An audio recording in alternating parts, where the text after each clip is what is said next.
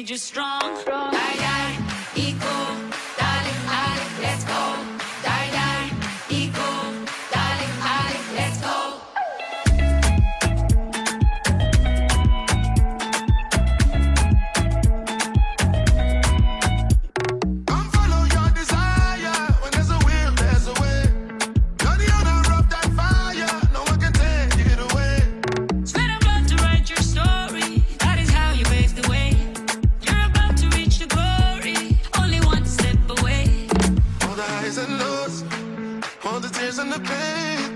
You've been there through it all, been through it all. Just do it again. Now you got to believe, I believe, cause you know what it takes to believe in my dream.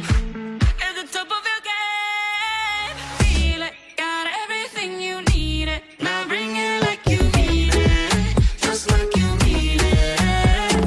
Dale, olvida lo que vale, juega como tú sabes, como tú sabes. And it just contagious, you know. And it never fails. No, no, No one's getting tired. I know. You got that fire. Hey, yo, dream a little higher. Let's go, let's go, let's go. Hey, yo. Hey, yo. We've taken all that our hearts can hold. And we can't hold on to the past no more. From the dirt and the tears we may go.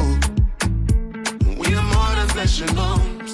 All the highs and lows, all the tears and the pain. You've been there through it all, been through it all. Just do it again. Now you got to believe, I believe, cause you know what it takes to believe in my dream. At the top of your game, Feel it, got everything you needed. now bring it like you need it, just like you need it. Dale, olvida lo que vale, Juega como tú sabes, como tú sabes.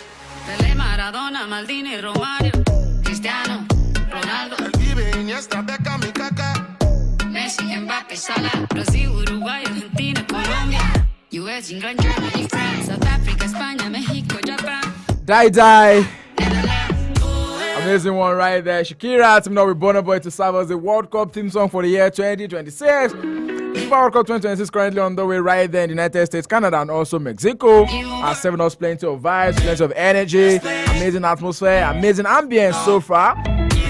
Late last night, the Thrillers of England were being held by the Black Stars of Ghana to a 10-0-0 draw. And in that particular group clash, amazing results for the Ghanaians are not too good for the English team, because you expect that they are able to break down the resilience of the Ghanaians. But one thing about the teams that play I-line is the fact that they also struggle with their defense. So that is exactly what happened with England and the Three Lions yesterday. A couple of hours ago as well, we also Cristiano Alvaro dos Santos Ronaldo, let me call it the way the CR7 fans will call it, also made history at the World Cup for the Portuguese national team, scoring that particular brace in that game, becoming the first player in the history of the FIFA World Cup to score in 6 different FIFA World Cups. Yes, Portugal are trashing Uzbekistan. One of my friends actually predicted this 5-0, but his own prediction was that CR7 was going to score the 5 goals, but then it did not happen like that. We saw how that particular record-breaking achievement from CR7 happen last night. And a couple of other records that I also set in that particular game are not too good for our African brothers. DR Congo are the team that stopped the Super Eagles of Nigeria from making it to the World Cup, are also getting trashed by Colombia. Well, a slim one right there. 1-0. There was also the game between Panama and also Croatia. Croatia winning by 1-0. So that means that Panama are also out of the World Cup mathematically. Yes, we'll talk about the teams that are still in the prospect of making it into the third best range and the teams that are already out of the World Cup. We'll talk about all of this on the show this evening. Sports Option 9 Power Radio 102.1 FM. I say welcome aboard this ride this evening. You got me, Ayodeji Ajiboye, and I'm serving you all of the major updates coming through from the ever exciting, ever dynamic, and the sometimes controversial world of sport. Without further ado, guys, this evening we'll go straight into the conversation. You can keep track of these updates and more by following us across all social media platforms. We are currently live on our Facebook fan page at iEmpire Radio 1021 FM, on our YouTube channel at iEmpire 1021 FM, right there. And then you can be a part, get interactive with us. You can as well call us into the studio. Let me feel your pulse. Talk to us about the games that you have seen so far, and also the third round of matches that will be starting this evening. Yes, we're seeing the third round of matches start this evening. We'll tell you more about it in the course of the show. 0907-224-5018 is the gateway to the studio if you are right here in Nigeria, plus 234, guys. And in case you're in the diaspora, just drop us your comments right in the comment section. I'll be more than willing to take that from you. Yesterday evening, the meeting by the National Sports Commission and also the Nigerian Football Federation definitely brought about dancing times, pomp, pageantry for a lot of football enthusiasts in this part of the country. Look, like, it feels like the NFF know that the street is boiling. Like, the boys are not smiling. The football fans in this part of the world are going haywire.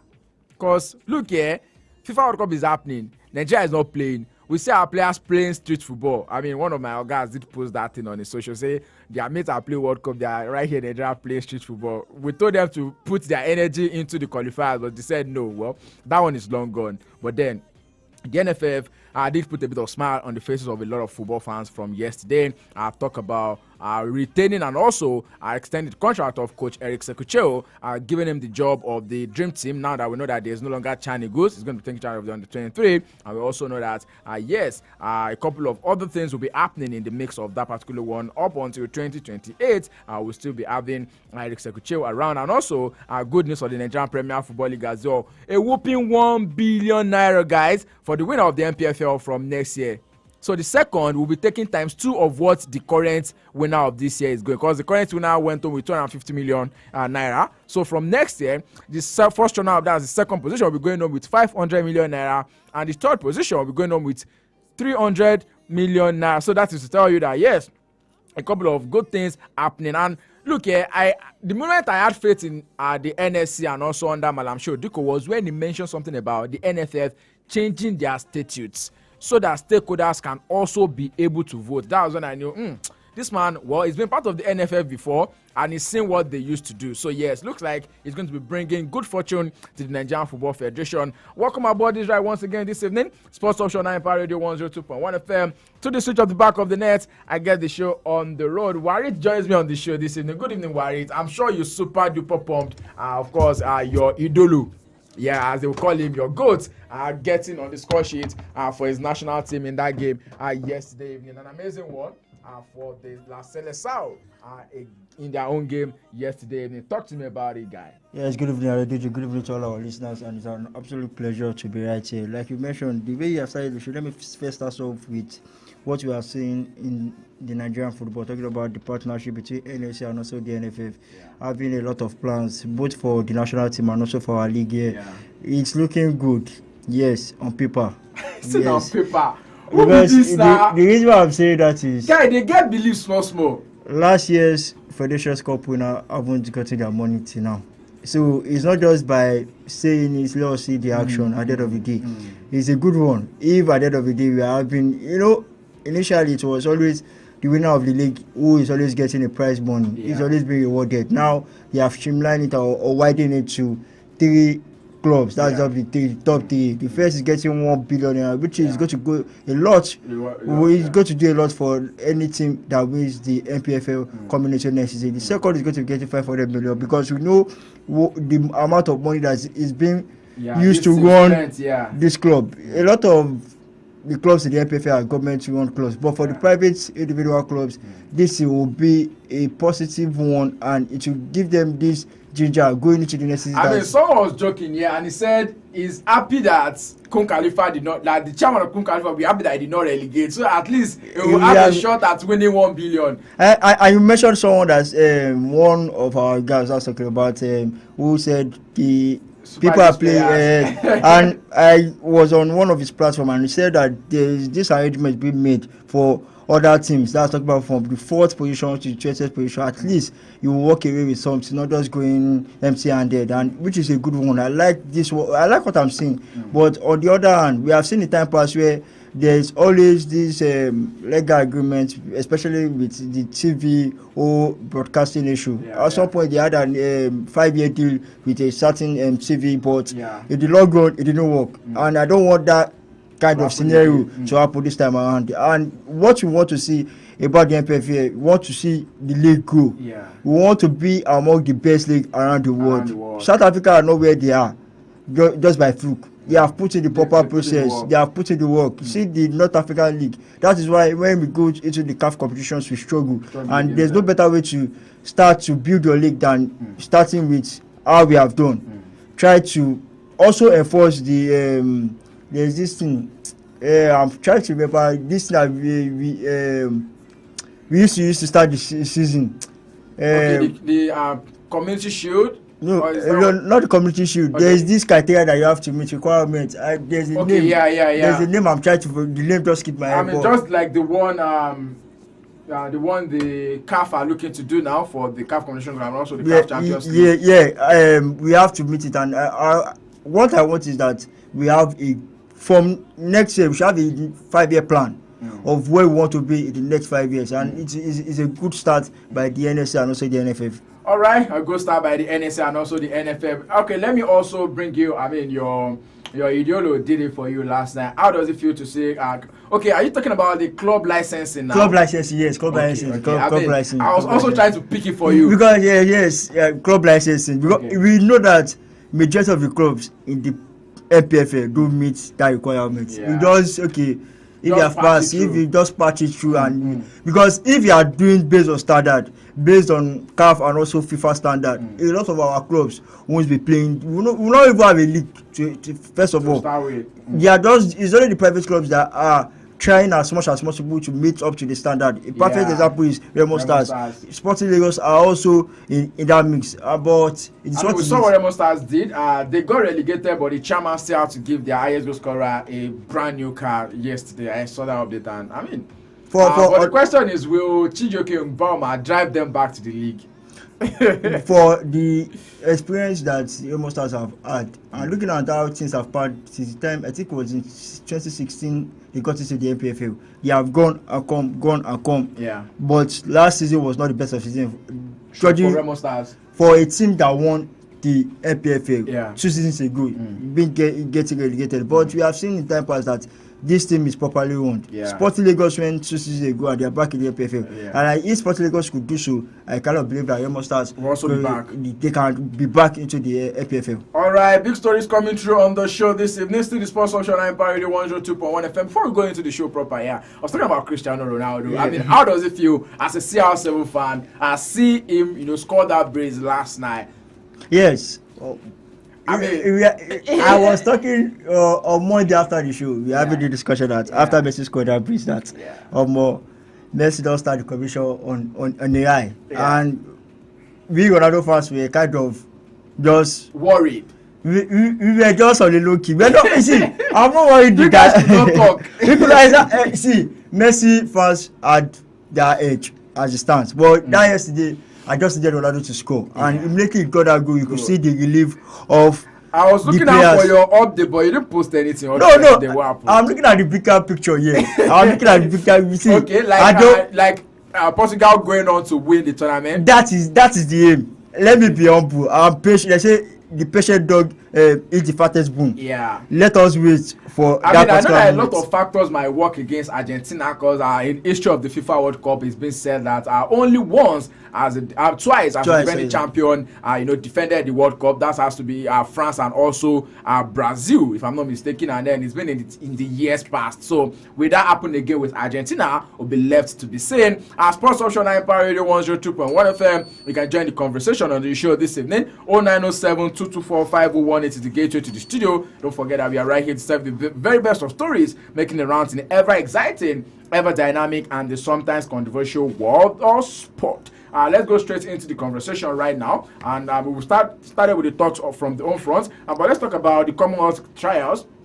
that wrapped up yesterday. I would like some Favor Ashe storming to the 100-meter titles right here at the Yaba College of Technology, completing the list of Nigerian athletes that will be going on to represent Nigeria.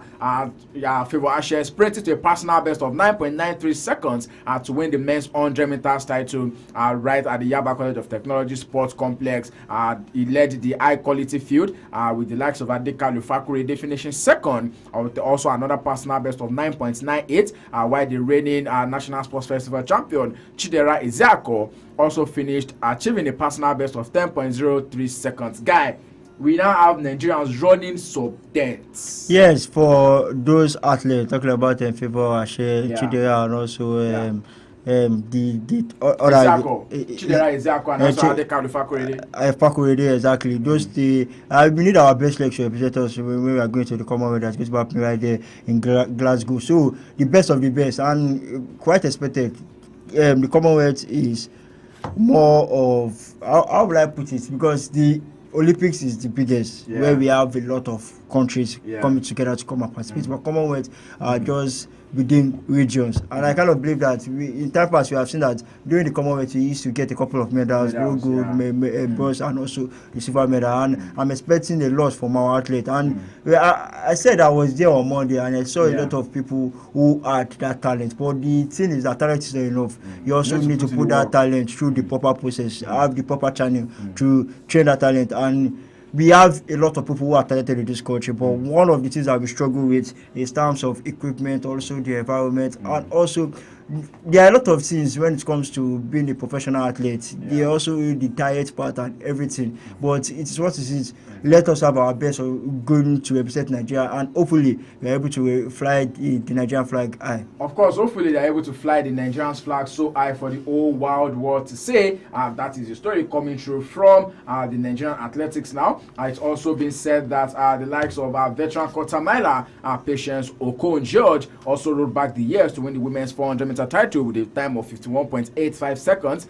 She finished ahead of the US-based Taiwo Kudoro, who set the personal best of 52.30 seconds for second place. And then there's Faith Izuchukwu, who also achieved the personal best of 53.12 seconds to finish third.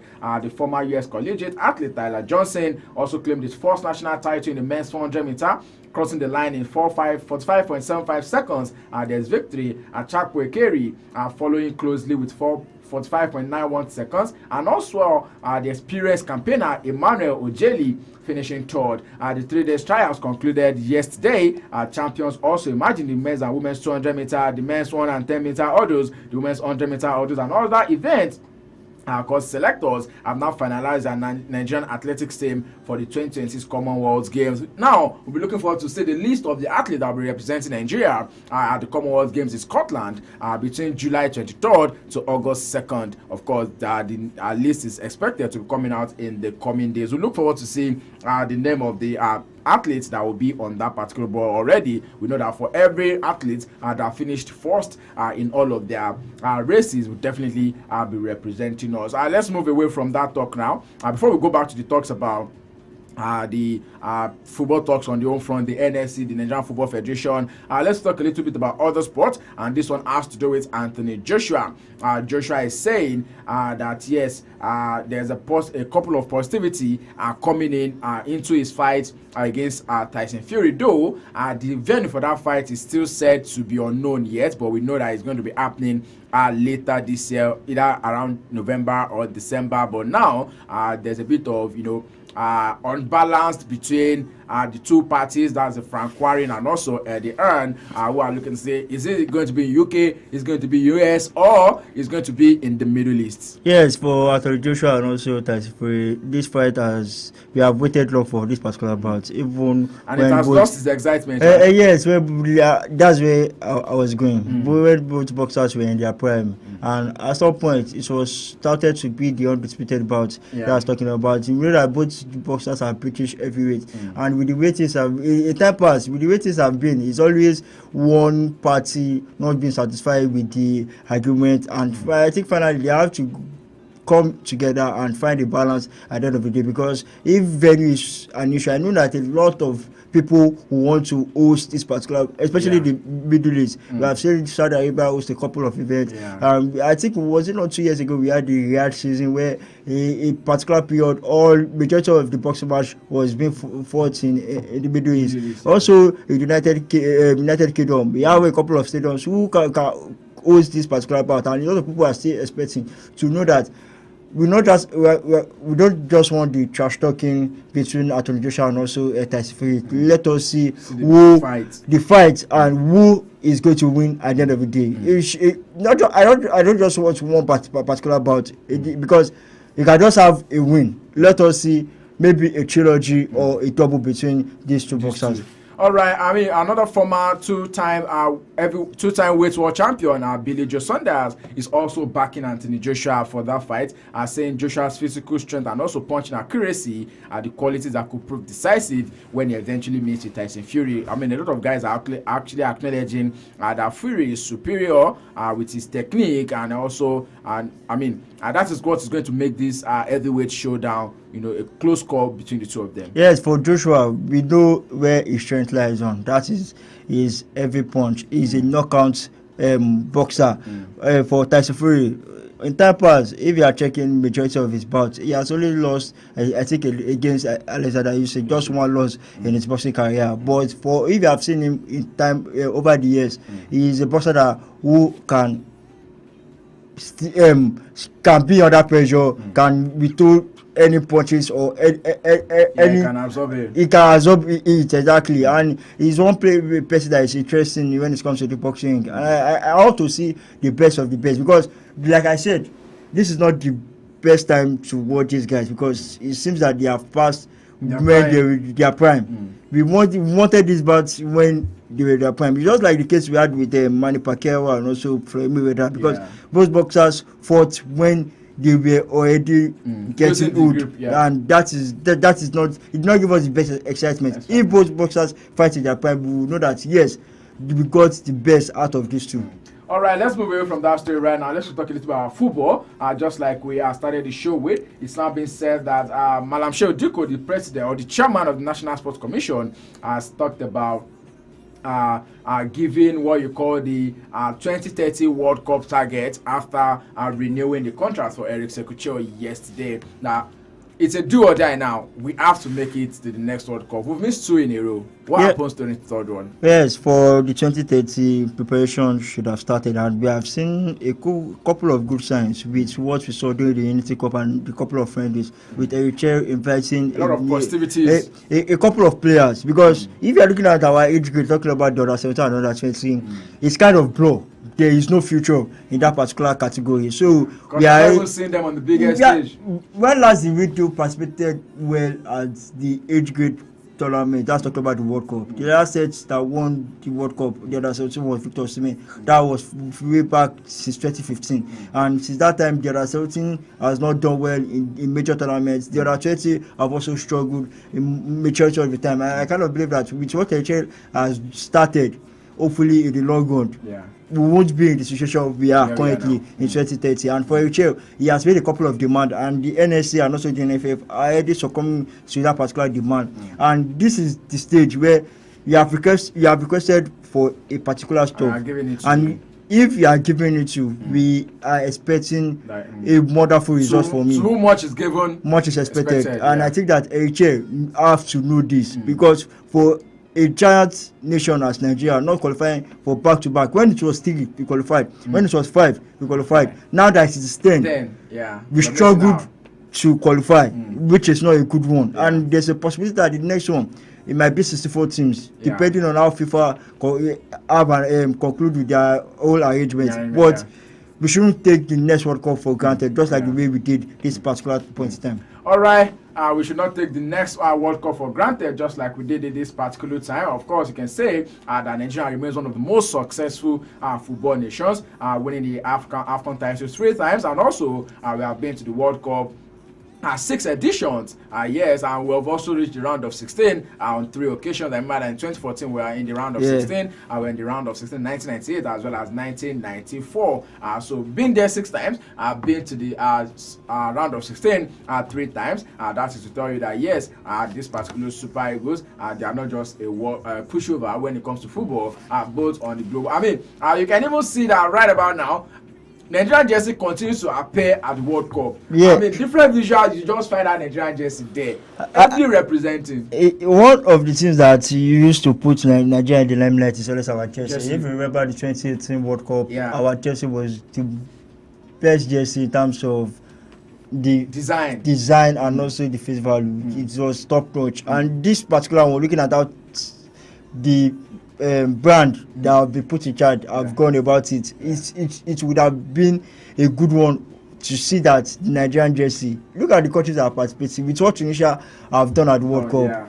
You feel heartbreaking that why did the Super Eagles not go to this particular World Cup, because I know that this particular moment we are playing well, even challenging against the top 2 nations, and we would have done better than some of the countries that are currently, that's talking about the African countries that are currently at the World Cup. But there is this saying that once beaten, twice shy. We should have learned from our past mistake. And with the way Eritrea has gone, you now give it the opportunity to be in charge of the dream team. That's talking about the Olympics team. We will see how it is to Panama, because if we are the Olympics, the last set that represented us at the Olympics was the set of Mikel. Was it not the 2018 2016 Olympics right there in Brazil, and we got the bronze medal in that particular one. And I kind of believe that with what Eritrea has done, and we are seeing a team who has a system, we have a style of play, and which is what we need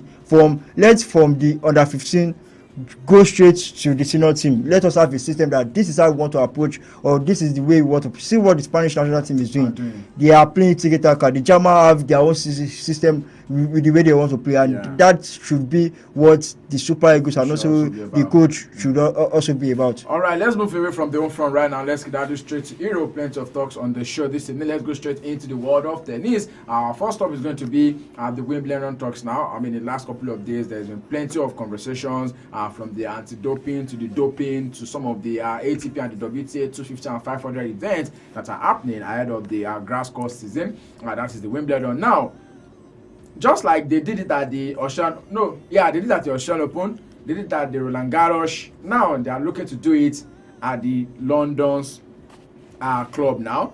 Players are looking to expand their prize money protest at Wimbledon. I mean, Wimbledon has said that they'll be giving them 20% increase, but these players are saying, look here, this is not enough. We want more. I don't know what is currently happening with the organizers of tennis events and also the players. They have to, like I used to say, you guys come together and have this agreement and find a balance, because this is not good going into a major tournament, because we need the best of the best. And if the top players are saying that what they are getting is not enough, I think the organizers will also have to look into it. I remember during the Roland Garros, they said that they were only going to be doing 15 minutes of press time, which was to signify that that is the 15% increase that Roland Garros gave them. But now they want more than the 20% that is going to be increased during this Wimbledon. And I said something that, when Saudi started hosting tennis events, the players' eyes have opened. Yes, because if you're looking at it's not the King's Masters or the King's events that towards the end of the season. Yeah, the male and the female. For the male and the female, if you're adding all the amount of the money that they'll get in the 4 Grand Slam, is kind of equaling it, or even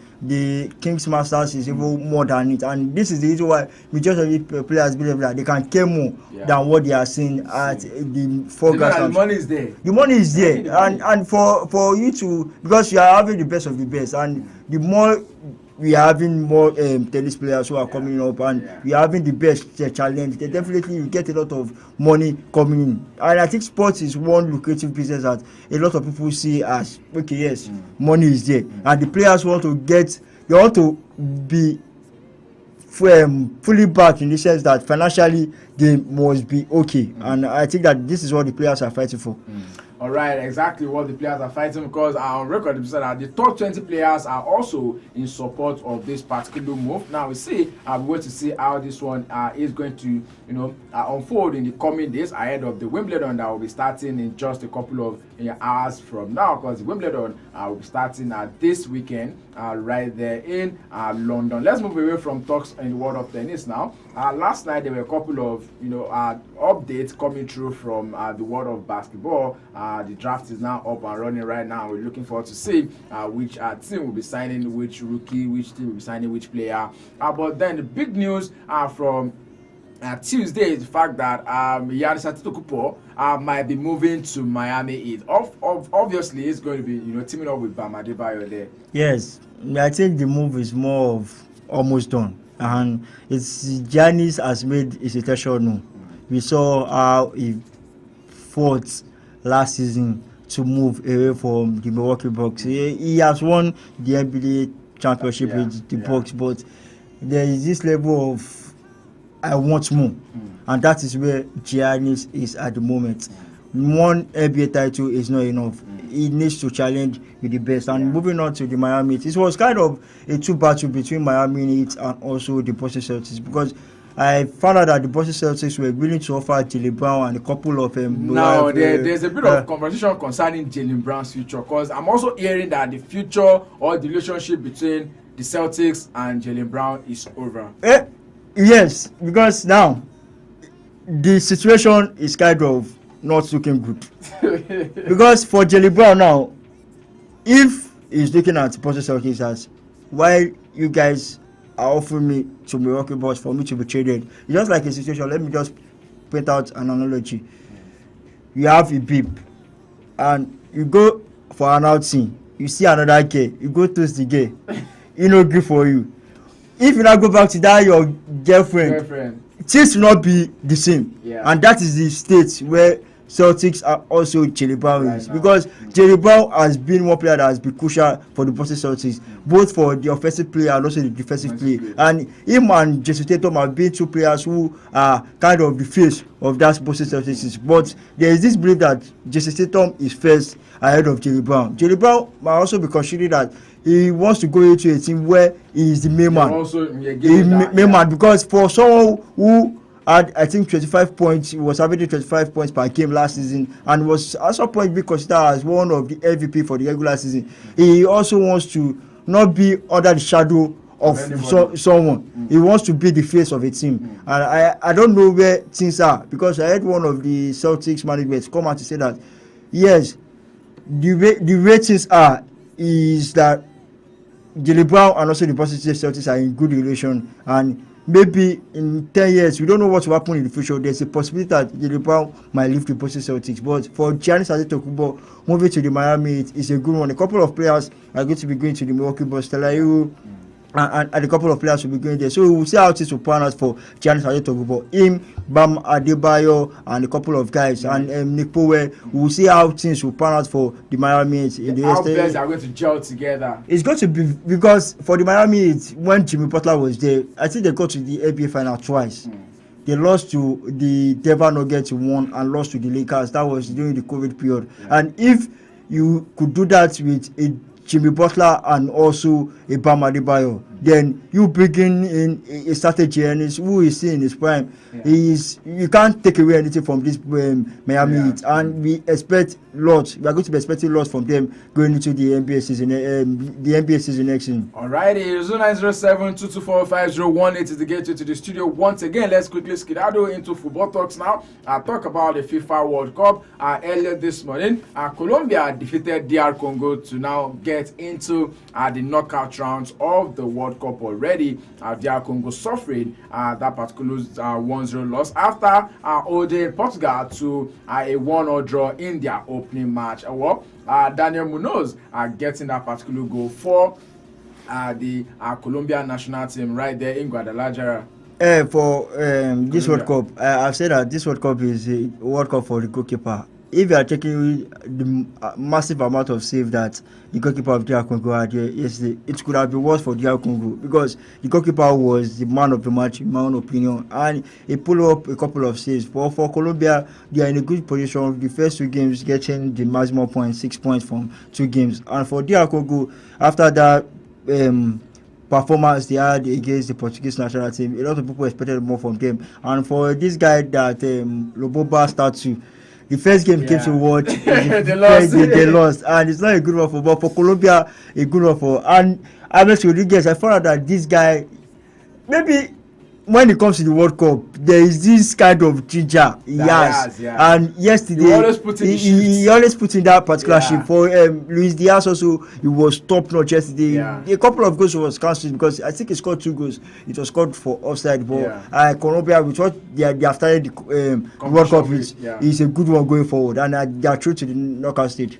True, they are now true to the knockout stage of the FIFA World Cup. So that group already, we know that group is set because Colombia are first defeated Uzbekistan 3-1, so you can tell that it's Colombia, Portugal, and yes, if by peradventure things go the way DR Congo are planning it, and they are also able to maybe manage to get a win against Uzbekistan, then they can be having a shot at the next round of the competition already. But the countries that we already know are already out of the FIFA World Cup 2026. Talk about Haiti, talk about Turkey, talk about Panama, talk about Jordan. All of these countries are already packing their bags just after their 3rd round of matches. Whether or not they win, there's nothing to salvage or for them to still remain right at the World Cup. You're already separating the boys from the men. 6 teams on paper are now out of the World Cup and then already qualified for the round of 32. I'll talk about the 3.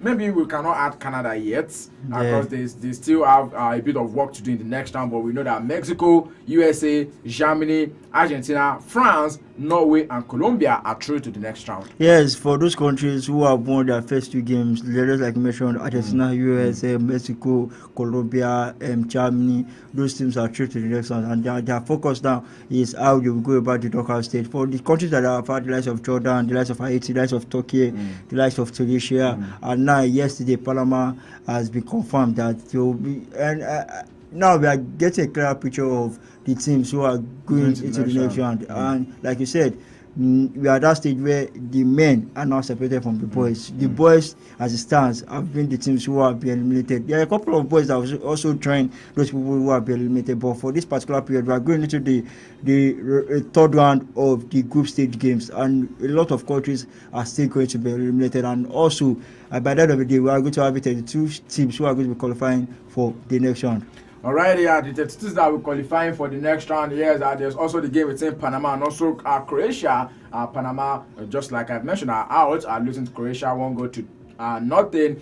Croatia also lost their own first game against England 4-2, and then Ghanaian brothers holding the 3 Lions. Of course, that has to be the game of this round because on paper everyone would think that the 3 Lions would roll over the Ghanaians in that game, but they held on to it for 90 minutes. Let me start off with the game between Panama and also Croatia. For Croatia, they knew the assignment, win that game and put yourself in a good position, and which they were able to do. For Panama, looking at the 2 games they have lost, they lost it by slim margin to Ghana 1-0 and also to Croatia. And I watched that particular game. Panama, they had something similar to the game that they had against Ghana, where they had the chances, but in front of goal, they are not clinical, and that is the reason why they're out of the competition. Because when you are creating the chances and you're not converting the chances, then there's no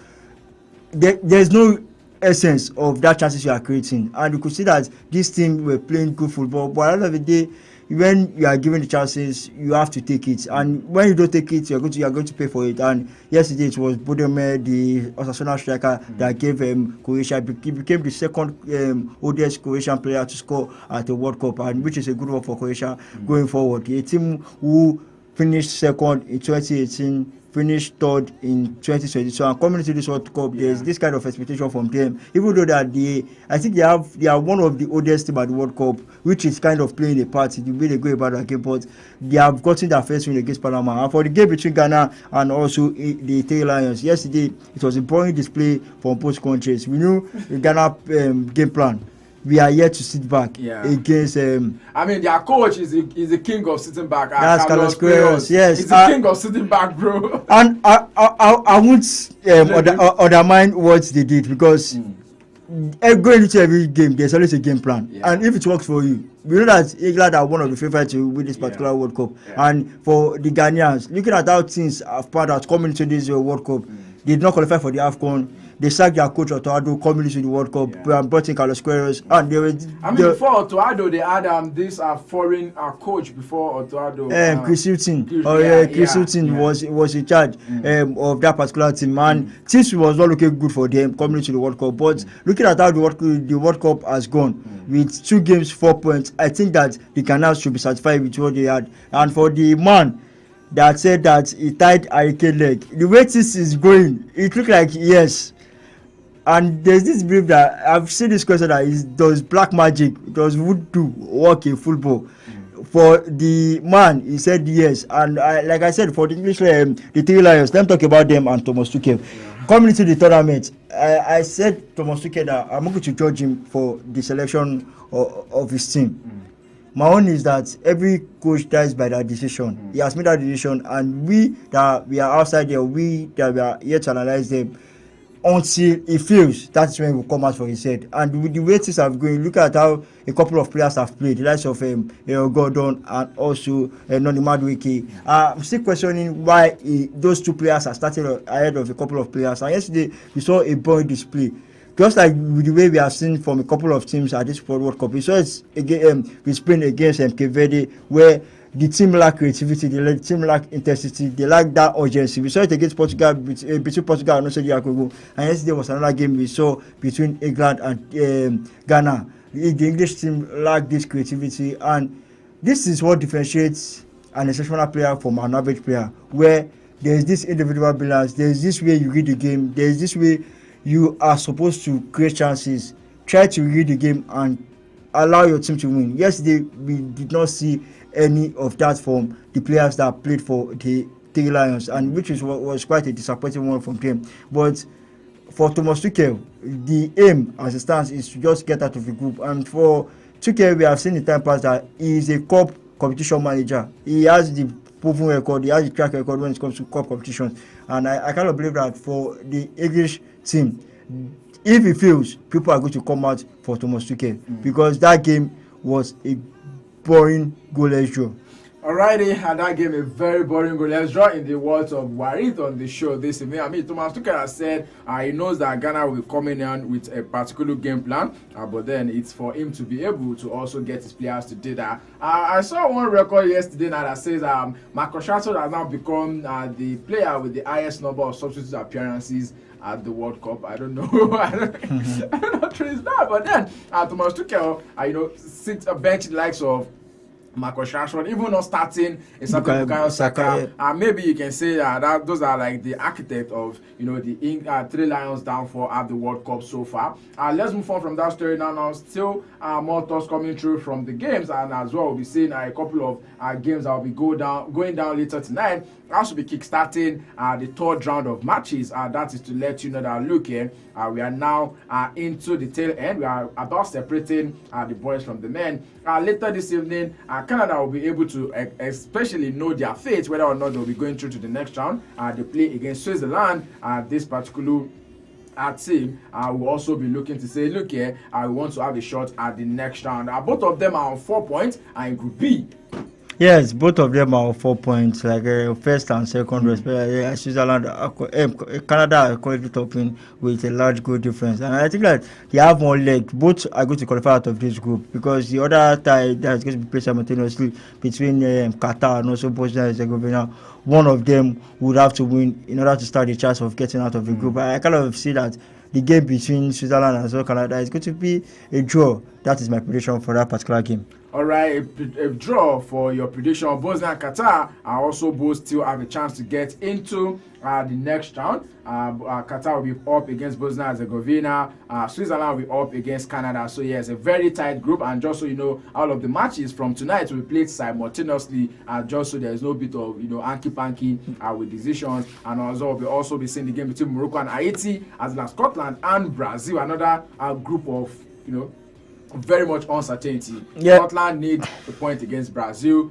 Brazil, you can say they need that win too to also cement their place in the next round. While Morocco as well also have a shot at the next round of this tournament. Looking at that particular group, I think Morocco have an easy tie against Haiti. Haiti looks like the whipping boys and they have nothing to play for.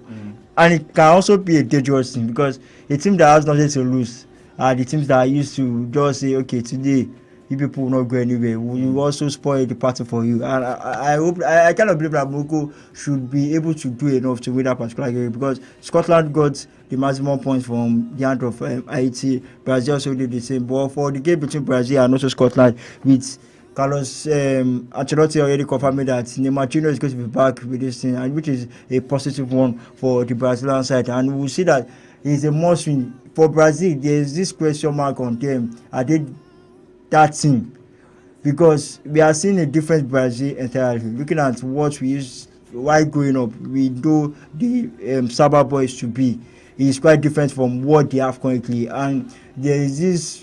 A lot of people are still having doubts regarding the Brazil team, and if they want to put people doubt away, these are the games that you just show your class ahead of the people in your group. And I cannot believe that Brazil should be able to do enough to win that particular game against Scotland. For Scotland, the likes of McGinn, the likes of Scott McTominay also have to put in a shift if they want to stand a chance because. But like I said, a lot of record are against the Scottish national team. Their first World Cup in 30 years. And for the coach, Admiral Steve Clarke, he has a huge task to do. He can do the unthinkable, getting a draw against. Because if Scotland get a draw, it should be an headline, and it will put them in a good position to get into the knockout stage. I think that should be their focus, getting into the round of 62. And will they be able to do that? That is where the question lies regarding this particular game between Scotland and also Brazil. All right, let's quickly go on into our other thoughts. A couple of games we played midnight as well. Czech Republic against Morocco, against Mexico. Mexico already through. And then at the big game, South Africa up against South Korea. This is another defining moment in that particular group because South Africa, they've lost one, they've drawn one. They also have a shot at the next round, but then there's South Korea who have also doing amazing in that particular group so far. Yes, for Mexico, they are through to the next round, and this game is an opportunity for the coach Roberto Aguirre to kind of put in a couple of players who haven't participated at the World Cup because they are going to top the group by the end of the day. And playing against the Czech Republic, which this is a must win if they don't want to go home. That's talking about Czech Republic. Czech Republic put in a performance against South Korea, lost that particular game, and the game against South Africa, they started the game of fire, but along the line we saw them kind of struggled in that game, and which that game ended in a 1-1 draw. For Mexico, I see them winning that particular game. Moving on to the game between South Korea and also South Africa. For Hugo Bruce, he has come out to say that he believes that South Africa campaign, World Cup campaign, is not going to end today. And he doesn't want to retire getting knocked out in the group stage of a World Cup, which South Korea also would want to win this game because they have 3 points, lost against Mexico, and with what I've seen from South Korea this particular World Cup, they have been impressive, and we have gotten the best of football from this side. So South Africa is a difficult task for them, but there's this saying that if you want to be the best, you have to be the best, and if South Africa want to get out of this group, they have to get past this South Korean team. All right, hopefully they are able to do that. Curacao tomorrow will be up against Ivory Coast, while Ecuador will be up against Germany. Well, that group, you can say maybe it's more like a dead drop already. Germany are through, and then the second spot is between Ivory Coast and also maybe Ecuador. I don't think Ecuador will start because they're due against Curacao.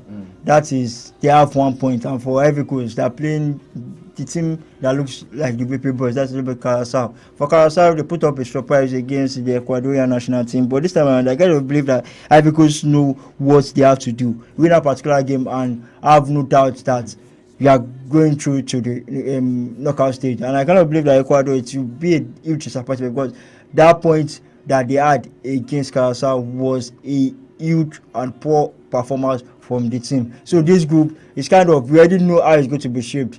Germany topping the group, Ecuador in Ivory Coast in second. And if Ecuador wants to stand a chance to get into the knockout round, they have to win that particular game against Germany, and that is a huge mountain to climb for them. All right, let's move away from the World Cup talks now. Let's go talk a little bit about some of the transfer bids that are making the rounds. I will now come back home. We'll wrap it up with Nigerian talks because I remember that we did not talk much about that particular one that has to do with the NSC and also the capping of the salaries for the NPFL teams. Let's talk a little bit about transfer bids, just as we have on the back pages of the major dailies. Plenty of talks regarding some of the transfers that we're looking forward to. It's now been said that both Manchester United possibly will be pulling out of the deal for Martins Fernandes because West Ham have been able to get the bidding war, getting the bidding war from some of the teams that are interested. They are saying that they want £85 million for the midfielder. In my own opinion, Martins Fernandes is not worth 85 million. So you think, I mean, the player or the amount now? Yes, the player is one player I'm interested in. Okay. Yes, he has this potential, but the amount and what we have seen other unions is that unions don't want to get into a bidding war, and they don't want to outpay for. They don't want to pay too much money for a player who is not worth that particular amount. You have seen how they have gone about their transfer policy since when they came in. Looking at how the likes of they have brought the likes of Matthias Nunes, Matthias Cunha, the likes of Brian Ubemu, and there's this belief that they want players who are data driven in the sense that their stats speak for them, and also players who want to play for the badge of the club, not just for the money. Yeah. West Ham are play smart here because don't forget there's Liverpool that are now bidding. Tottenham, West Ham are in a difficult situation. They have to sell players because they have got to get relegated to the championship. And with the way Tottenham is going about their business, they are splashing the cash. And I understand why they are doing so because of how disappointing they were last season. And when Tottenham is bidding with that amount, and United are also trying to avoid not bidding much for a player who is not worth that particular amount. I think that now West Ham are the one who are going to be enjoying this particular bidding war, and if it gets to that particular stage, I don't want Matthias Fernandes. There are other players who can play. United have gotten Ederson within the range of 45 million or so. There are players who are out there who are worth and who can even do a job just like the way Matthias Fernandes will do. All right. Away from that particular one right now, still more transfer bids, just as we have it on the back pages of the major dailies. And it's also been said that United are still in the lock-on with Arsenal for Bournemouth midfielder Alex Scott. I think that they are already looking to move away from that particular deal from Martins Fernandes, because it is very much possible that United will be looking to offload Manuel Ugarte by the summer coming on. There's also talks about Liverpool also still going on for Yan Diomande, and also possibly after the sign of this Victor Munoz that is signed from Osasuna. Well, it's been said that Osasuna are still going to be paying Real Madrid about half of the money they are getting from the transfer of this Victor Munoz, because he's like an academic product of Real Madrid, and there's a 50% sell-out clause. And this is what the big clubs do when they know that one player is going. There's a perfect opportunity to make a future money. United also did that with Messi Good. Any club that is going, there's a sell-on clause that United are also going to be getting. And Real Madrid is one team that they are good with that. It's either they put a sell-on clause or a buyback clause when you are leaving. And for Munoz, Liverpool have secured that particular signing. And for Diomande, with what he is able to do at the World Cup, just expect that Leipzig would make it easy for Liverpool. And in my own opinion, the transfer market is outrageous. And now, because someone like Diomande, someone even said that a French, this is a Saint-Maximin type of player, okay, where you just have this flair, this I can beat you, but his end product is not there. And I cannot believe that is what Diomande is. Yes, he has that talent, he has that potential, no that, but does he want that particular amount of money that Leipzig wants for him? In my own opinion, no. All right, let's move on from that particular one as well. Plenty of talks on the show. Aston Villa are also keen on West Ham forward Jarrod Bowen, according to the news report making the rounds. While Real Madrid have not turned their attention to Chelsea midfielder Enzo Fernandez. We are looking forward to see how that one is also are going to pan out in the coming days. Like I said, let's wrap up with us coming through on the home front on the show this evening. We're talking about the Nigerian Premier Football League and as well the NSC capping the salary for NPFL players at 1 million naira. Good move? Yes, good move. Players welfare now be considered because a lot of this club, and you have to enforce it.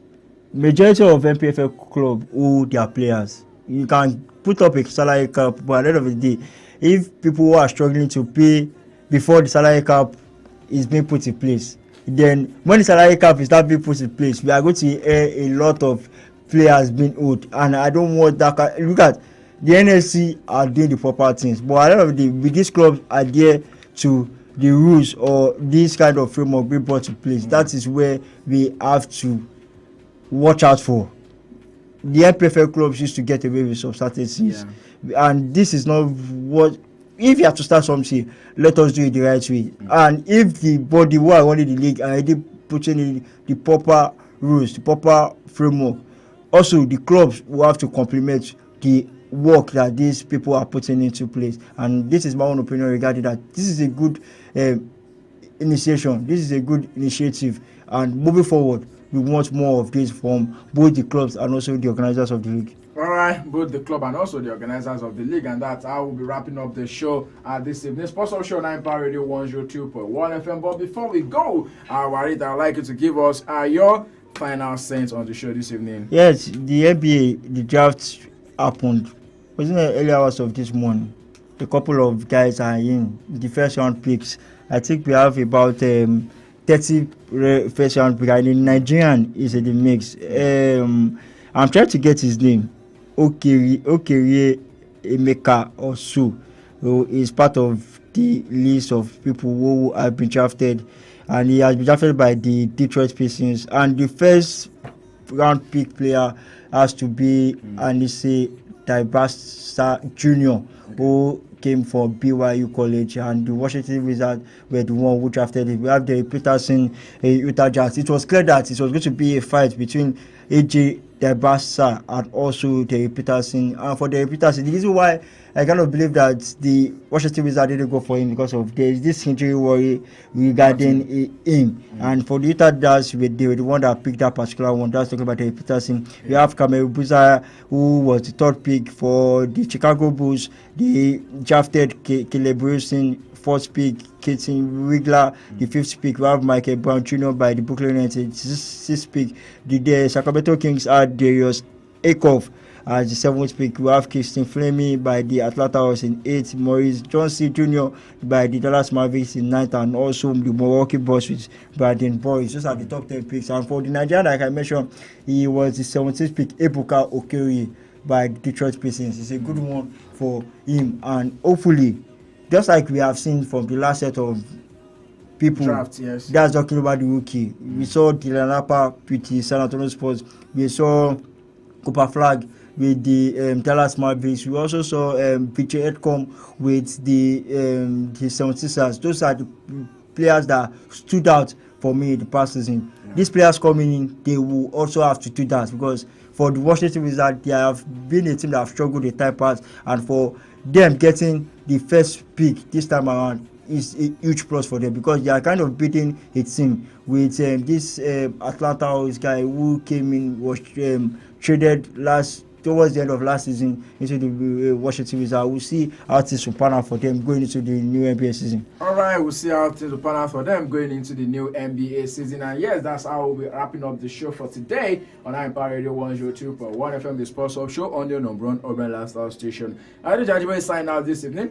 I tell you to stay sporty, stay active, drink enough water to stay hydrated. Go out there and be the best version of yourself. To everyone's being part of the show, I will see you. I appreciate you. Trust me, we do not take this for granted. The Sports Hall Show will return on Friday between 5 p.m. to 6 p.m. and on Saturdays 2 to 3 p.m. Early morning sport tonic, Sport in a Jiffy comes to your airing Mondays to Fridays from 10 a.m. down to the flip side of 10. I'll see you when I see you once again. I love you with the love of God. Don't forget to stay sporty. How far we come now. There's beauty in. From the greens of golf to the court of tennis and basketball, the octagon of UFC to the square room for boxing, track of Formula 1, and the ping